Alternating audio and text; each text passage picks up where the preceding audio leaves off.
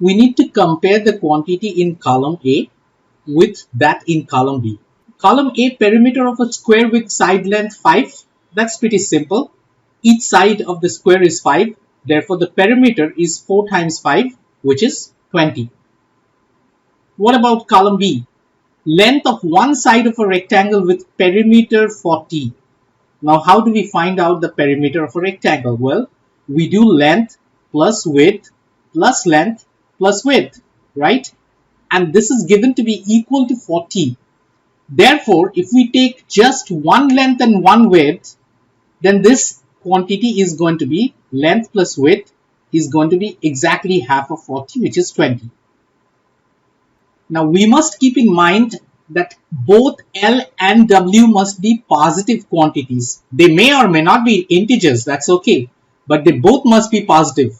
You have never heard about a rectangle having a negative length, or for that matter, even a length that's equal to 0. So none of these numbers can be negative or equal to 0. Both of these must be positive, which means if they add up to 20, each one is going to be less than 20. The length is going to be less than 20. The width is going to be less than 20, so that they add up to give you 20. Therefore, length of one side of a rectangle with perimeter 40 is always going to be less than 20, no matter which length we take. We could either take the length or the width, doesn't matter. Each one of them is going to be less than 20. Therefore, the quantity in column A is always going to be greater than the quantity in column B.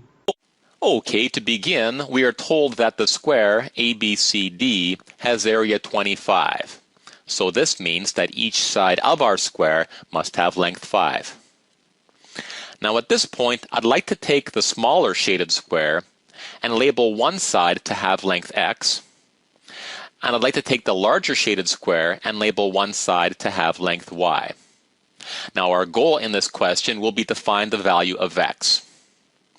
At this point, we're ready to write our first equation. We can see here that x plus y must equal 5.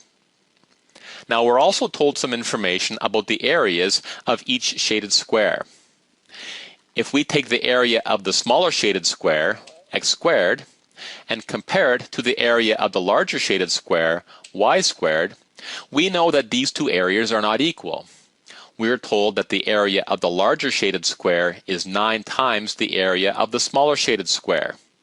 So to make these two values equal, we'll take the area of the smaller shaded square, x squared, and multiply it by 9. And now these two values are equal. At this point, we'll find the square root of both sides of our equation to get 3x equals y. We're now ready to solve for x. Let's take our first equation here, and now we'll replace y with 3x. From here we can simplify the left-hand side, and finally we'll divide both sides by 4 to get x equals 5/4. So our answer is B. Okay, let's begin by sketching the two known sides of our triangle. The third side of this triangle will be the side that connects the ends of our two known sides. Now notice what happens when we decrease the angle between the two known sides. As we do so, the length of the third side of our triangle decreases. So, to minimize the length of the third side of our triangle, let's make the angle between the two known sides equal to 0. When we do this, we see that the third side of our triangle has length 3. Now at this point we do not have a triangle, since we have two angles that are 0 degrees. So to create a triangle here, we must open up this side a little bit. When we do this, we can see that the third side of our triangle must be greater than 3. So from this we can conclude that the third side of our triangle must be greater than 3. This means that column A must be greater than column B, which means our answer is A.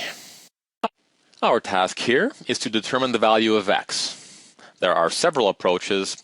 Here's one of them. We'll begin by recognizing that we are given two angles in a triangle. We know that all three angles must add to 180, so the third angle must be 65 degrees. Next, we'll notice that we have intersecting lines here, so the angle opposite 65 degrees must also be 65 degrees. Next, we see that we are given two of the three angles in a triangle, So the third angle must be 75 degrees. And now we'll use our parallel lines. If these two lines are parallel, then these two angles must be equal. If this is true, then x must be 75. And our answer is okay, let's begin by sketching a rectangle here. And we'll label two sides x and y. Now column A, the perimeter of a rectangle, will now equal 2x plus 2y. Column B involves the diagonal of a rectangle, so we'll add our diagonal here. Now by the Pythagorean theorem, we know that the length of D, the diagonal, must equal the square root of x squared plus y squared. Now column B actually is twice the length of the diagonal, so we'll add our 2 here. We now have two expressions to compare. Let's begin now by dividing both columns by 2. And now we can see that we want to eliminate the square root sign in column B. We can do this by squaring both of our columns. However, before we do this, we must ensure that both of our columns are positive values. Now, since x and y are the length and width of a rectangle, they must both be positive. So since they are both positive, we can now square both of our columns. When we square column B, we get x squared plus y squared. And when we square column A, we get the following. From here, let's subtract x squared and subtract y squared from both columns. And now we see that we are comparing 2xy with 0. Since x and y are both positive values, we know that column A is a positive value, in which case it is greater than column B. So our answer must be A. To begin, we are told that ABCD is a rectangle. So let's add this 90-degree symbol here to remind us of this. We also know that the length of BC is equal to x, and the length of AB is 2x. Now let's join points A and C. Notice that since angle B is 90 degrees, we know that chord AC is the diameter of our circle. Now that we have a right triangle, we can create the following equation using the Pythagorean theorem. Now let's simplify the left-hand side, and now we can combine terms on the left-hand side. Now we'll find the square root of both sides of the equation, and finally we can simplify the left-hand side to be as follows. This tells us that the diameter of our circle is root 5x. To find the circumference of the circle, we use this formula. We can now replace the diameter with root 5x, so we get a circumference of root 5x pi. So our answer is B. Alright, to begin, we are told that these two sides have length 8. This means that triangle ABC is an isosceles triangle, in which case these two angles are equal. If these two angles are equal, then we know that x equals 55, and we'll add this to column A. Now notice that we know two angles in a triangle. Since all three angles must add to be 180, we can conclude that y is equal to 70. At this point, we can see that column B is greater than column A, in which case our answer is B. Okay, let's start by sketching our triangle. We know that our hypotenuse has length 8. And since this is isosceles, we know that our two legs are equal length. Since we don't know those lengths, we'll let them equal x. And now by the Pythagorean theorem, we know that x squared plus x squared equals 8 squared. First we'll simplify, and now we'll divide by 2. Notice that we could continue solving this equation for x, but we don't need to. Here's why. We're looking for the area of our triangle, and for this particular triangle, the base and height are both equal to x, so the area will equal x squared divided by 2. Now we've already determined that x squared equals 32, so we'll replace x squared with 32. And finally we see that our area is equal to 16. So our answer here is E. So there are a variety of ways to approach this problem. One way is to think about a 135-degree angle. What this angle is a 90-degree angle plus a 45-degree angle. And of course the 90 we could split into two 45-degree angles. 135 is just 3 times 45. And so notice that how many of these would there be if we split the whole circle into 45-degree angles, there would be 8. It would be like 8 slices of pizza. And this sector is 3 of those 8s. So this is 3/8 of the circle. That's very important.